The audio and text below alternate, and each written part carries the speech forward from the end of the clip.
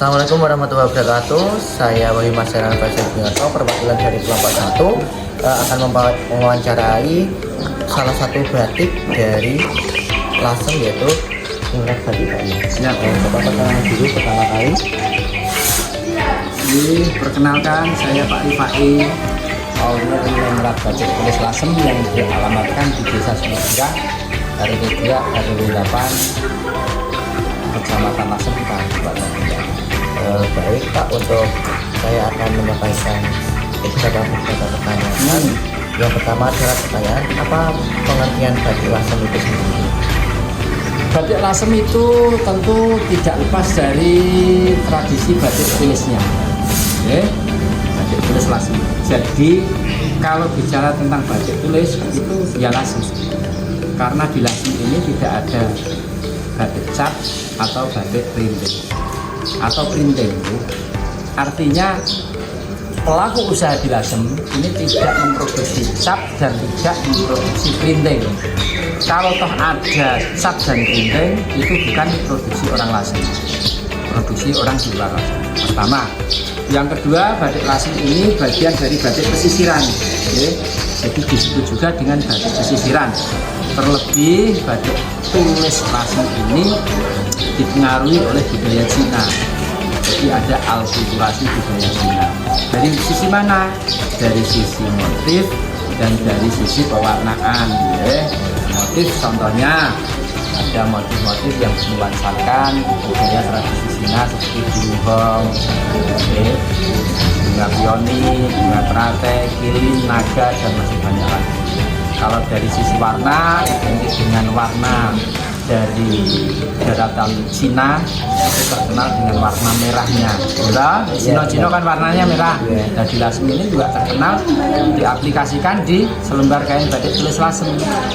Ada namanya merah darah ayam atau abang pecah pitik yang konon sampai saat ini belum bisa ditiru oleh pelaku usaha pengusaha batik-batik di Nusantara, baik itu Solo, Pekalongan, Jogja, Cirebon, Madura, itu belum bisa mewarna merah darah ayam seperti yang dimiliki oleh Lasem. Kurang lebihnya seperti itu pengertian batik tulis Lasem.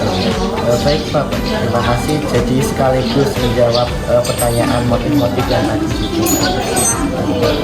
Terus pertanyaan kedua atau selanjutnya, sejarah Bapak memulai bisnis Lasem ini itu dari nol atau memang tidak melanjutkan bisnis dari orang lain yang kemudian?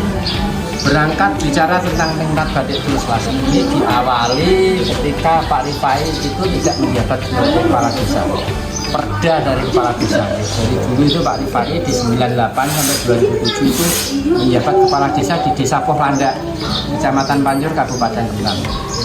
Ketika Pak Rifai berhenti dari jabatan kepala desa itu, terus memulai membuat batik. Singkat ceritanya seperti itu ya. Memulai membuat batik dari nol kecil, bukan warisan keluarga. Jadi background keluarga Pak Rifai itu bukan pelaku usaha batik, tapi Pak Rifai memulainya dari nol kecil. Dari nol kecil baik dari pengetahuan tentang batik, cara proses pembuatan dan lain sebagainya, juga mulai nol kecilnya dari modal. Nah, di tahun 2007 itu perda Pak Rifai tercatat di tahun 2008 itu mulai resmi beretikat berkeinginan untuk membuat batik tulis. Nah, dulu itu lokasinya ada di Desa Pohlanda 2008 itu. Namanya dulu Gunung Bugel Batik Art. Gunung Bugel Batik Art itu tahun 2008 sampai 2011 di bulan April. Itu namanya Gunung Bugel Batik Art karena di 2011 itu kegiatan usaha Pak Rifai pindah di sini. 2011 pindah di sini. Itu di tahun 2011 kalau nggak salah di bulan April. Seiring dengan pindahnya yang tadinya produksi di Pohlanda dengan merek Gunung Bugel Batik Art, pindah di sini di Desa Sumberkirang ini, terus namanya saya rubah, tidak Gunung Bugel Batik Art menjadi Ningrat Batik Art. Untuk Ningrat Batik Art ini ada makna sendiri atau bagaimana? Satu, tentunya ada maknanya. Jadi nama itu sebuah doa bagi Pak Rifai. jadi membuat sebuah branding, membranding sebuah kegiatan usaha. Pak Rifai itu punya beberapa gagasan ya. Nama itu buat Pak Rifai adalah sebuah doa, tapi buat Pak Rifai juga itu namanya harus simple kan, Nengrat, terus mudah diingat kan, namanya Nengrat kan gitu, karena nama Nengrat itu kan familiar juga ya. Terus ketiga, punya makna filosofi yang bagus. Tahu kan maknanya Nengrat kan? Kurang lebih seperti itu ya. Tahu Nengrat ini. Wah, ini bapaknya ini orangnya Nengrat ini kan gitu kan.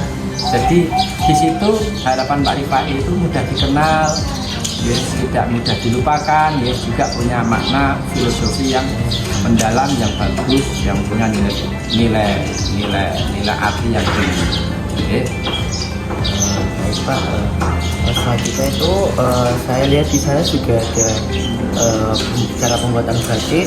Saya mau tanya alat dan bahan serta langkah-langkah cara pembuatan batik dari awal sampai akhir. Soalnya ini buat ujian praktek, apalagi untuk pelajaran PKWU ini, sekolah saya SMA Negeri 2 Rembang ini ditugaskan buat membuat batik tulis sendiri Pak. Jadi boleh dijelaskan alat dan bahan. Cara pembuatan batik tulis, cara pembuatan dulu ya. Itu pertama memotong kain sesuai yang diinginkan ya. Kalau sapu tangan seukuran sapu tangan, kalau gendongan ukuran gendongan, kalau taplak meja kalau baju, kalau sarung sarung, dan seterusnya. Ya. Pertama motong kain. Kedua ada tradisi di Lasem ini, setelah dipotong kain itu namanya diketeli. Diketeli itu kalau bahasa tekstilnya dimurdan. Nah kalau bahasa tekstilnya lagi itu namanya di mesris, dipadatkan. Tapi di Lasem ini ada tradisi pakai pemurdanan yang pakai bahan-bahan alam, yaitu minyak jarak dan kostum. Dengan ukuran tertentu, kain itu dibasahi, dijemur, ya. Nah setelah dimurdan atau diketeli itu baru tahap pemolaan, dipola. Dipola itu ada sistem yang dilukis, ini ada di sana dilukis, atau dipola itu pakai sistem tradisional di orang-orang pembatik Lasem. Ya sudah ada gambar, terus kain ditaruh di bawahnya, istilahnya ngeblat. Nah, diblat langsung di kain. Ya. Dan setelah dipola baru diisen-iseni, ya. Ditulis. Ya, setelah diisen-iseni ada istilah isen-iseni itu bahasa batiknya di Lasem itu namanya ngelengkreng. Ya. Setelah ngelengkreng terus baliknya di batik itu namanya nerusi. Ya. Diterusi, nanti di sini prosesnya dari A sampai Z ada semua. Nanti ditanya ya, yang saya jelaskan nanti jangan ditanya ya. Setelah nerusi nanti ada nembok atau ngeblok bagian-bagian tertentu yang ditutup. Ya, nanti tanya, kan belum paham toh ini? Nah, nanti di sana. Setelah ngeblok baru nanti finishing pewarnaan. Setelah pewarnaan nanti ngelepas lilin. Ngelepas lilin itu namanya ngelorot. Nah, caranya gimana? Air mendidih, kain tadi yang sudah dikena lilin nanti dicelupin ke air mendidih, nanti lepas lilinnya. Seiring dengan lepas lilinnya itu nanti muncul goresan-goresan dari pembatikan, ngelengkreng dan menyembuhkan. Itu proses pembuatan batik seperti itu. Nah, bahan utamanya tentunya kain dan lilin, bahan pewarna. Itu bahan-bahan utamanya. Kalau batik ya wajib ada kainnya, karena ini batik di kain ya, karena batik itu tidak harus di kain juga ya. Kadang ada rokok yang dibatik, kayu yang dibatik kan. Nah ini bicara tentang batik tulis ya. Jadi kain, lilin itu untuk mengganti tintanya ya. Terus yang ketiga itu bahan pewarna, yaitu bahan utamanya ya. Bahan pewarna di sini pakai bahan pewarna sintetis atau bahan pewarna kimia juga. Kadang kita bikin warna alam juga, tapi sekarang sudah sangat jarang ya. Terus bahan-bahan pelengkap lainnya itu banyak sekali ya. Ada canting ya. ada gawangan, ada tempat pewarna, ya, gendongan itu, gendongan, terus ada tempat pelorotan, ya, melorot itu bak pelorot, ya, bak pencuci, ya, gawangan, ya, terus ini alat untuk duduk, bahasa sih dingklik, ya, dan lain-lain ada beberapa, ya, itu bahan utamanya dan bahan pendukungnya, ya. Ya. Baik Pak, itu pertanyaan yang bisa saya lontarkan. Jika ada kesempatan saya mohon maaf dan teman-teman saya. Terima kasih ya Pak. Ya, semuanya nanti anak-anak bisa lihat mulai proses potong kain. Nah, ini potong kain. Ini pagi nanti ada pewarnaan, ada lukisnya pas libur, ya.